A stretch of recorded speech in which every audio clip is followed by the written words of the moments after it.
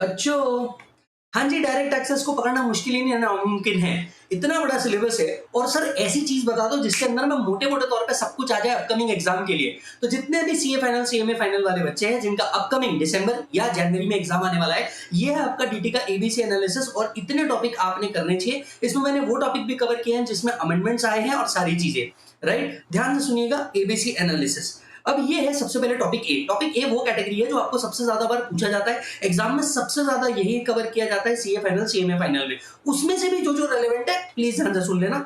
और ये जो मैं लिख रहा हूँ ये मैं मेरे टेलीग्राम पे भी अपलोड करने वाला हूँ जिसका लिंक आपको इस वीडियो के डिस्क्रिप्शन में मिल जाएगा। यस, और जहाँ-जहाँ पे मैं अमेंडमेंट का रेफरेंस दूँगा वो अमेंडमेंट वीडियो के भी रेफरेंस मैं यहाँ पे डाल रहा हूँ। सबसे पहले बेसिक्स। बेसिक्स के अंदर में आपको ओल्ड स्कीम, न्यू स्कीम दोनों के टैक्सेशन पढ़ करके जाने हैं। 115 बीएए पढ़ के जाइएगा क्योंकि इसके ऊपर फाइनल लेवल्स पे क्वेश्चन बहुत ज्यादा आते हैं और स्पेशल रेट ऑफ टैक्स क्योंकि वहां पे चेंज हुआ है। यस, आप सभी को फाइनेंस एक्ट एप्लीकेबल है 2024 वाला, ये मुझे अब बताने की जरूरत नहीं है। यस और नो। पीजीपीपी के अंदर में क्या पढ़ना है? सेक्शन 32 डेप्रिसिएशन के ऊपर क्वेश्चन आता है, 35 साइंटिफिक रिसर्च पे क्वेश्चन आता है, 35 एडी एग्जामिनर का फेवरेट है, सबसे ज्यादा क्वेश्चन इसके ऊपर आया है, 43 बी रिसेंट टाइम्स में बहुत फेवरेट चल रहा है और हर टोटल इनकम के क्वेश्चन में इसका एडजस्टमेंट है ही है। 44 एडी 44 ए ये दोनों के ऊपर स्पेसिफिक क्वेश्चन फाइनल लेवल्स पे आते हैं, तो इतना कर लेना। फिर आता है केस लॉ। पीजीपीपी के अंदर में जो केस लॉ है, मैंने ऑलरेडी जुडिशियल अपडेट्स भी डाल दिया है, नीचे डिस्क्रिप्शन में लिंक है। ये पूरे केस लॉ देख करके चल जाओ, मुझे लगता है पीजीपीपी में इस बार केस लॉ बेस्ड क्वेश्चन आ सकता है। इसके बाद आता है आपका 48 to 48(3) that is related party payment, cash payment. इससे रिलेटेड प्रोविजंस आपको पूछी जा सकती है। एंड वो जो सेक्शन 28 में आया ना, benefit and perquisite arising out of business and profession, उसका एडजस्टमेंट मुझे लगता है आ सकता है। तो ये था पीजीबीपी। अब आते हैं कैपिटल गेन। देखो, फाइनल लेवल्स पे कैपिटल गेन एग्जामिनर का एक फेवरेट टॉपिक होता है। यस और नो? कौन कौन सा इसमें भी एग्जैक्टली हमें पढ़ के जाना है सर? तो सर टेंशन मत लो, पहला आपको स्लम सेल पढ़ के जाना है। क्या आप जानते हैं कैपिटल गेन में आज तक के सीए फाइनल में सबसे ज्यादा क्वेश्चन स्लम सेल के ऊपर आए, इंक्लूडिंग सीएमए फाइनल में भी। दूसरा, for future of advance, for future of advance के ऊपर सबसे ज्यादा क्वेश्चन बने हैं स्लम सेल के बाद। तीसरा आता है आपका 112 ए। 112 ए को तो तुम्हें को एनआर के साथ मिक्स करके भी पूछा जा सकता है, तो उसको मत छोड़ना। एग्जाम्पशन के मामले में तीन चीज पढ़ के जाना, 54 का exemption along with all the case laws, 54 इसी में अमेंडमेंट आया है हुडको के बॉन्ड का, तो वो आ सकता है आपको। एंड तीसरा आपका 54 एफ पढ़ के जाना, 54 एफ में केस लॉस भी सारे पढ़ के जाना, यही पार्ट आता है। एंड नेक्स्ट आता है पार्टनर रिटायरमेंट। रिसेंट टाइम पे 45 सबसेक्शन 4 के अंदर में रीड विद सेक्शन 9 बी जो अमेंडमेंट्स आए थे उसके ऊपर क्वेश्चन आने बाकी है, तो मुझे हिसाब से वो एक बार पढ़ के जाना। और लास्ट ईयर में ही आपके पार्टनर्स रेम्यूनरेशन की लिमिट भी चेंज हुई है, तो हो सकता है आप एक पार्टनरशिप के ऊपर क्वेश्चन एक्सपेक्ट करो। कोई बहुत बड़ी बात नहीं है, आपका पहला ही टोटल इनकम पार्टनरशिप एंड इसके रिटायरमेंट को लेकर के आ जाए, तो ये एक क्वेश्चन आप करके जाना। हम लोगों ने फास्ट ट्रैक के अंदर में भी इस पे क्वेश्चन किए, रेगुलर बैच पे भी इसके अंदर में क्वेश्चन किए हैं। इसके बाद आता है आपका ट्रांसफर प्राइसिंग। कोई भी अटेम्प्ट उठा के देख लो, ट्रांसफर प्राइसिंग एक मैंडेटरी चीज है जो आती ही आती है पेपर के अंदर में। और आप सभी जानते होंगे कि ट्रांसफर प्राइसिंग के अंदर में रिसेंटली सेफ हार्बर के अंदर में क्या आया है, बहुत सारे चेंजेस आए हैं। 2017 के बाद वापस से सेफ हार्बर अभी नोटिफाई कर दिया गया है। अगर आपने नहीं पढ़ा है, टेंशन लेने की बात नहीं है, नीचे अमेंडमेंट लेक्चर है, उसका वीडियो नंबर 3 देख लेना, पूरा सेफ हार्बर डिटेल में कवर किया हुआ है। तो सेफ हार्बर मेरे हिसाब से इस बार एग्जामिनर का फर्स्ट चॉइस बनेगा, राइट? आपने सेफ हार्बर रूल्स पढ़ करके जाने हैं। सेफ हार्बर रूल्स वो नहीं है जो आपका एक लाइन में, दो लाइन में पढ़ा जाता था, पूरा का पूरा नया सेफ हार्बर रूल्स नोटिफाई किया है, वो आपको पढ़ना चाहिए। दूसरा, आपको क्वेश्चन आ सकता है इंटरेस्ट रिस्ट्रिक्शन पे, 30% ऑफ ईबीआईटीडी है, राइट? एंड एनजेए के ऊपर क्वेश्चन आ सकता है क्योंकि ये दो चीजों के ऊपर क्वेश्चन बहुत दिन से पूछा नहीं है। नेक्स्ट मुझे लगता है आपका, अगर मान के चलिए ट्रांसफर प्राइसिंग का कैलकुलेशन आता है, तो क्या आप जानते हैं सबसे ज्यादा क्वेश्चन पहले कप मेथड के ऊपर पूछे हैं और सेकंड पॉइंट पे out of all the method cost plus method पे क्वेश्चन पूछे गए। तो कप मेथड और कॉस्ट मेथड के जितने क्वेश्चन है करके जाना, रिपीटेड टाइप के क्वेश्चन आते हैं, बस फिगर बदलती है, तो आप इतना करके चल जाना। फिर आता है आपका एडवांस रूलिंग। एडवांस रूलिंग के ऊपर भी क्वेश्चन आता है, एडवांस प्राइसिंग एग्रीमेंट पे भी क्वेश्चन आता है। तो मुझे ऐसा लगता है एडवांस रूलिंग पे भी क्वेश्चन आएगा और एडवांस प्राइसिंग एग्रीमेंट के ऊपर भी आपको एक क्वेश्चन बन सकता है। तो टीपी में इतना करके जाना, पर सेफ हार्बर को दोस्त बिल्कुल मत छोड़ना, and you will thank me later. इसके बाद आता है डीटीडब्ल्यू। क्या आप जानते हैं डीटीडब्ल्यू के ऊपर भी एक क्वेश्चन मैंडेटरी आता ही है, सीएमए फाइनल में तो कंफर्म ही आता है। एक इसके ऊपर थियरी क्वेश्चन बनता है सेक्शन 90 का, वो आपने देख लेना। और जिनको ऐसा लगता है कि यार इस पे प्रॉब्लम आएगा, तो हाँ जी प्रॉब्लम जरूर आएगा। और मोस्ट ऑफ द केसेस में प्रॉब्लम कौन सा आता है कि भैया इस अग्रीमेंट, इस कंट्री के साथ हमारा डीटीडब्ल्यू एग्रीमेंट नहीं है, बताइए रिलीफ कितना मिलने वाला है। तो वो एवरेज रेट ऑफ टैक्स से जैसे निकलता है, बिल्कुल उसी तरीके से। यस, इसके बाद आता है एनआर टैक्सेशन। हाँ जी सर, एनआर टैक्सेशन से एक क्वेश्चन आएगा, मान करके चल लेना, और उसमें भी बहुत ज्यादा गारंटी है कि शिपिंग कंपनी का जो लीज है उसके ऊपर क्वेश्चन आए। रिसेंटली आपके शिपिंग कंपनी के लीज के ऊपर 2 क्वेश्चन ऐड किए गए, एक एग्जाम्पशन में और दूसरा शिपिंग कंपनी का जो इनकम कंप्यूटेशन है 10% ऑफ पीजीबीपी वाला, वो कैसे कंप्यूट किया जाएगा 44 बीबीसी के अंदर में। ये बहुत अच्छे से देख करके जाना, क्योंकि इसके अंदर में अमेंडमेंट भी और क्वेश्चन इसी के ऊपर बनने वाला है, बहुत चांसेस है क्वेश्चन इसी के ऊपर बन जाएगा। नेक्स्ट आता है आपका 115 एडी एफआईआई। एफआईआई के ऊपर सबसे ज्यादा क्वेश्चन पूछे गए हैं when it comes to NR taxation. तो एफआईआई से रिलेटेड 2 से 3 क्वेश्चन हमने हमारे क्वेश्चन बैंक के अंदर में रखे हुए, वो देख लेना, आपका काम खत्म हो जाएगा। और अगर आपने फास्ट ट्रैक रेगुलर लिख रखा है तो मैंने तो इंपॉर्टेंट क्वेश्चन मार्क भी करा रखी है। फिर आता है आपका 115 बीएए, बीबीए, जिसके अंदर में हम लोग नॉन रेसिडेंट स्पोर्ट्समैन एथलीट को कवर करते हैं, वो वाले क्वेश्चन करके जाना, क्योंकि मतलब जब इनको कुछ नहीं सूझता तो वही वाले क्वेश्चन डाल देते हैं। पर मुझे ऐसा लगता है आपके अपकमिंग अटेम्प्ट के लिए जो शिपिंग कंपनी लीज वाली चीज है ये आपको पूछी जा सकती है। इसके अलावा कुछ क्लासिक चीजें हैं जो इस चैप्टर के अंदर में पूछी जाती है, जैसे सेक्शन 6 रेसिडेंशियल स्टेटस, सेक्शन 9 में आपको पूछा जाता है business connection, right, deemed to accrue और अराइज इन इंडिया वाला कॉन्सेप्ट, इसमें आपको पूछा जाता है बिजनेस कनेक्शन, इंटरेस्ट, रॉयल्टी और एफटीएस, इसके ऊपर में आपके मेजर क्वेश्चन आते हैं। Most of the chances strike are royalty के ऊपर होता है। एंड एग्जाम्पशन के मामले में सेक्शन 10(4)D पढ़ के चल जाना, एनआर का एग्जाम्पशन, ये आपका काम खत्म कर देगा। इसके बाद आता है आपके, अच्छा ये याद रखिए, वो चैप्टर है जो मैक्सिमम तौर पे आपको एग्जाम के अंदर में आते ही आते हैं।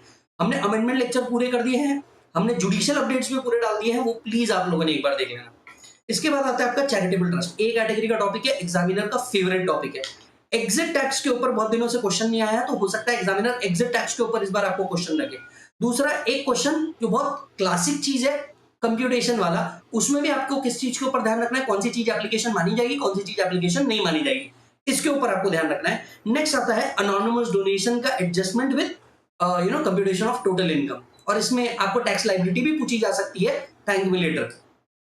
फिर आता है आपका असेसमेंट प्रोसीजर, जिसके ऊपर से आपको थ्योरी क्वेश्चन एक्सपेक्टेड है।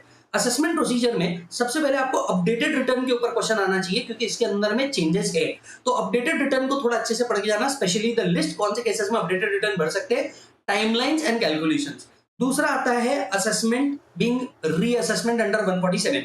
रिसेंटली इसी साल के अंदर में क्या हुआ था, अक्टूबर के बाद सर्च का असेसमेंट बदल गया था, और अक्टूबर से पहले जो असेसमेंट होता था सर्च का, वो 147 के अंदर में होता था। तो 147 के अंदर में आपको क्वेश्चन पूछे जाने के चांसेस बिल्कुल बनते हैं।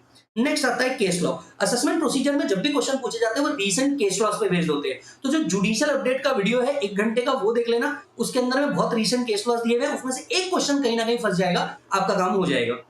नेक्स्ट आता है बेटा सर्च एंड सीजर। आप सभी जानते हैं 1 अक्टूबर न्यू प्रोसीजर आई है सर्च एंड सीजर की, राइट, सितंबर अक्टूबर से। तो ये जो न्यू प्रोसीजर है इसके ऊपर अब तक के क्वेश्चन नहीं पूछा गया है लास्ट एग्जाम में भी, तो ये पूछा जा सकता है, ऑलरेडी हमने कवर करके रखा है, एक बार देख लेना। टीडीएस टीसीएस, मां कसम इसके ऊपर कंफर्म क्वेश्चन आएगा, और मैं आपको बताता हूं किधर। आपको क्वेश्चन आएगा 2061F मोटर व्हीकल में। आपको याद है अगर हम कोई मोटर व्हीकल परचेज कर रहे हैं 10 लाख रुपीस के ऊपर की, तो आपको क्या होता है, टीसीएस लगता है 1% के हिसाब से। इसमें नए असेट्स ऐड हुए हैं, अमेंडमेंट लेक्चर में दिया है, देख लेना, उसमें नए असेट्स ऐड किए गए हैं, वो नए असेट्स की लिस्ट को पढ़ के जाना, मेरे हिसाब से क्वेश्चन वहां आ सकता है। दूसरा आता है आपका 206AA AB और 206C1H, इसके ऊपर क्वेश्चन बन सकता है। सर आप क्यों इतना स्पेसिफिक बोल रहे हैं, इनके ऊपर क्वेश्चन बन सकता है, अगले साल ना 206AB और 206C1H ये जा रहा है, इसीलिए एग्जामिनर के पास लास्ट चांस है इनके ऊपर क्वेश्चन पूछने का। तो ये बिल्कुल मत सोचना आपने कि सर ये तो जा रहा है, एग्जामिनर इसको क्वेश्चन क्यों पूछेगा। इंस्टीट्यूट थोड़ा उल्टा करता है, जो जाने वाला होता है, मेरा पास्ट एक्सपीरियंस ये बोलता है, ये पहले उसको पूछ लेता है। इसके बाद कुछ क्लासिक टीडीएस टीसीएस के सेक्शन है, जैसे 194S हो गया, 194R हो गया, 194BA हो गया, राइट, ऑनलाइन गेमिंग से रिलेटेड, 194MNN हो गया, CH और J, ये तो कल्ट क्लासिक है ही, मतलब बिल्कुल आते ही आते हैं। बट मुझे लगता है आपको मोस्ट प्रोबेबली या तो 206C1F पे वर्क करना चाहिए, या तो 206C1H पे वर्क करना चाहिए, या तो 206C1G पे वर्क करना चाहिए। इसके ऊपर आपको मोटे मोटे तौर पे क्वेश्चन आएगा, ठीक है जी। फिर आता है टैक्स ऑडिट। क्या आप जानते हैं पिछले 3 आरटीपी उठा करके देखो, पिछले 2 पेपर उठा करके देखो, टैक्स ऑडिट के ऊपर एक क्वेश्चन आ ही रहा है, जब से May 24 में सिलेबस के अंदर में ऐड हुआ है।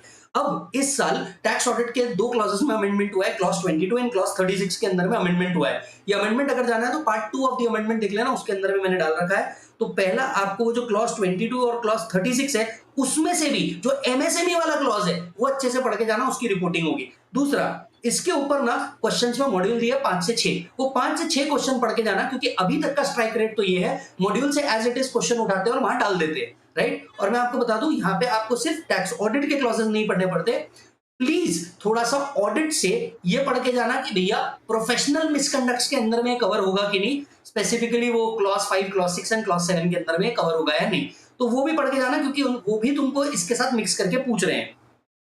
फिर आता है असेसमेंट ऑफ अदर एंटिटीज का। इसमें बिजनेस ट्रस्ट एक ऐसी चीज है जो ऑन एंड ऑफ पूछता रहता है। मैट के ऊपर हाल फिलहाल में पिछले 2-3 अटेम्प्ट से क्वेश्चन नहीं है, तो मैट के ऊपर एक क्वेश्चन विद इंड एएस वाला कॉन्सेप्ट पूछा जा सकता है। एंड आईएफओएस जो है इसके अंदर में तो गिफ्ट और डिविडेंड ही है, तो मेरे हिसाब से गिफ्ट, डिविडेंड और बायबैक, बायबैक पे पिछले 2 अटेम्प्ट से ये क्वेश्चन दे रहे हैं, तो मुझे नहीं लगता भी ये देंगे, पर हाँ गिफ्ट और डिविडेंड के ऊपर क्वेश्चन आपको बन सकता है, तो प्लीज एक बार वो देख लेना। फिर आता है डिडक्शन। देखिए टोटल इनकम के जितने भी क्वेश्चन होते हैं इसके अंदर में डिडक्शन का एडजस्टमेंट तो होता ही होता है आपका। अब कौन सा डिडक्शन है, देखो ये एक 80 जेजेएए ओल्ड स्कीम में भी मिलता है, न्यू स्कीम में भी मिलता है, इसलिए एग्जामिनर का फेवरेट है। 80 सीसीडी अगेन ओल्ड स्कीम में न्यू स्कीम में दोनों में मिलता है, तो इसका भी एग्जामिनर का फेवरेट है। 80 सीसीएच इसलिए क्योंकि ये नया है और अमेंडमेंट है। 80 एलए के अंदर में आईएफएससी रिलेटेड अमेंडमेंट है, तो इसको पूछा जा सकता है। बाकी ये कल्ट क्लासिक हो गए 80सी, 80जी एंड 80डी, ये होते ही होते हैं, यस। पर हाँ ये ओल्ड स्कीम न्यू स्कीम में दोनों में पूछने का चांस मिलता है, तो इसकी जो लाइकी है थोड़ी सी बढ़ जाती है। ये थे सारे ए कैटेगरी वाले टॉपिक। हाँ जी भाई साहब, अब तक तो हमने सिर्फ ए कैटेगरी डिस्कस की है ना। पेशेंस मत लूज करना, धीरे धीरे हो जाता है। मैंने पूरा का पूरा चार्ट रिवीजन डाला है यूट्यूब के ऊपर, आप चार्ट रिवीजन भी देखोगे तो आपका काम हो जाएगा। और एक बार मैं चार्ट रिवीजन अपडेट करके डाल रहा हूँ, आप वो भी देख लेना, आपका काम हो जाएगा। नेक्स्ट टॉपिक आता है पेनल्टी।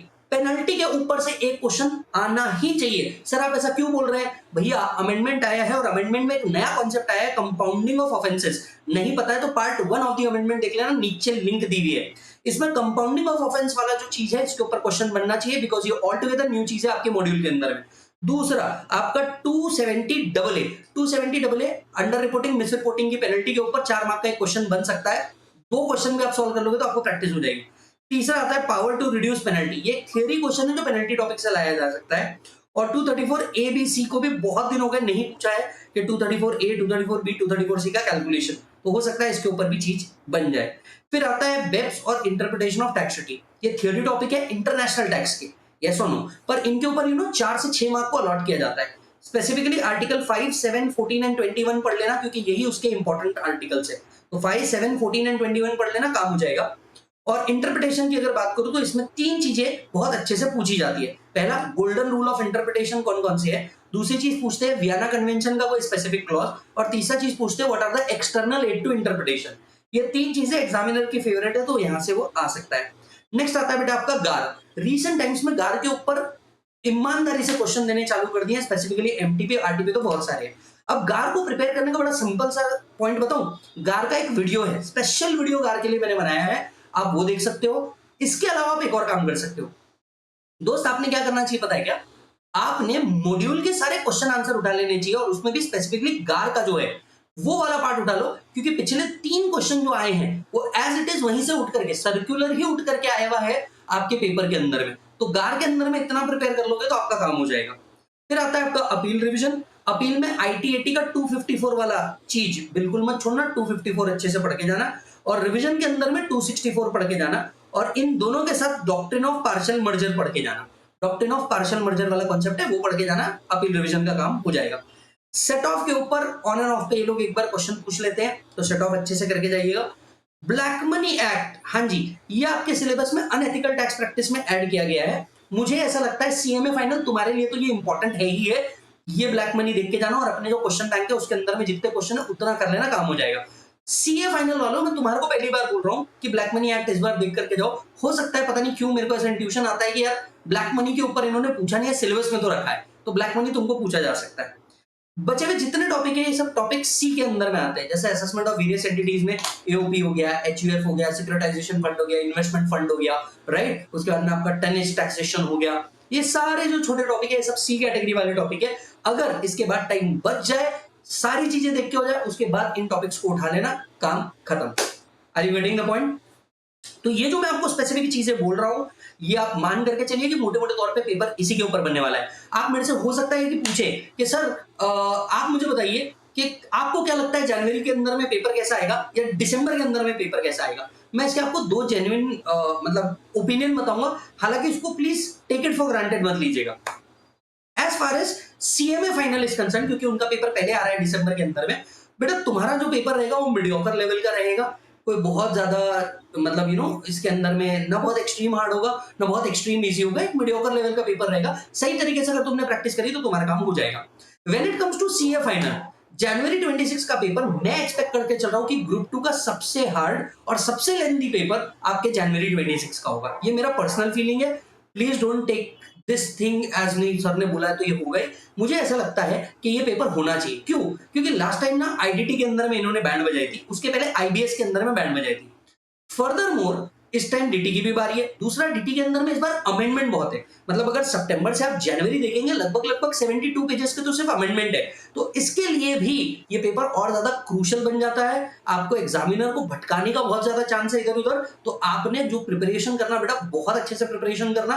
एंड हाँ, आपने कुछ टॉपिक्स हो तो चार्ट रिवीजन से फटाफट फटाफट निपटा देने चाहिए। इनके क्वेश्चन आंसर प्रैक्टिस पे आपने ज्यादा फोकस करना चाहिए। जैसे जितने भी बड़े टॉपिक है, पीजीबीपी हो गया, कैपिटल गेन हो गया, एक्सेट्रा एक्सेट्रा, इनके तो मैं कहूंगा कि आप चार्ट रिवीजन देख करके इनको फटाक से निपटा दो। आपको जितना टाइम लगाना है इनके टोटल इनकम और अदर इनकम के क्वेश्चन सॉल्व करने में लगाओ, तो आपको ज्यादा मजा आएगा।